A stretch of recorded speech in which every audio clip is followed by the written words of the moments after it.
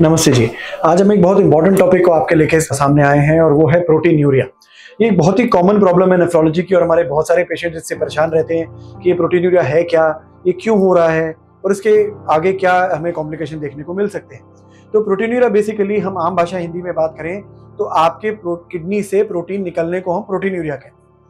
Normal भी हमारी body से थोड़ा थोड़ा प्रोटीन निकलता है, जो नॉर्मल मात्रा होती है वो 150 मिलीग्राम बोला जाता है कि एक दिन में 150 मिलीग्राम निकल सकता है, वो नॉर्मल मात्रा है।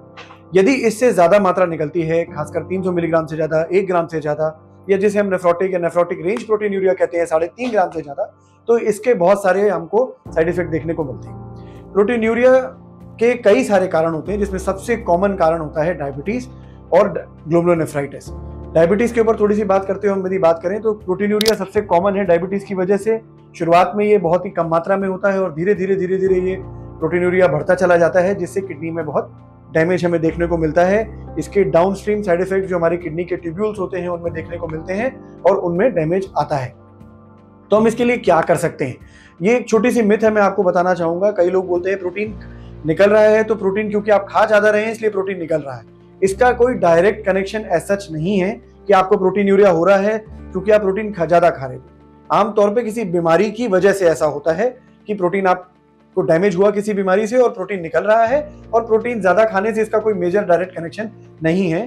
तो जो भी आपकी प्रोटीन मात्रा आपको लेनी चाहिए अपने फिजिशियन से डिस्कस कर सकते हैं और प्रोटीन की मात्रा कम कर दें क्योंकि प्रोटीन निकल रहा है, ऐसा मिथ अपने साथ बिल्कुल ना रखिए, क्योंकि आप इससे और कमजोर होते चले जाएंगे और आपका इम्यूनिटी कम होगी, इन्फेक्शन के लिए आप प्रोन हो जाएंगे।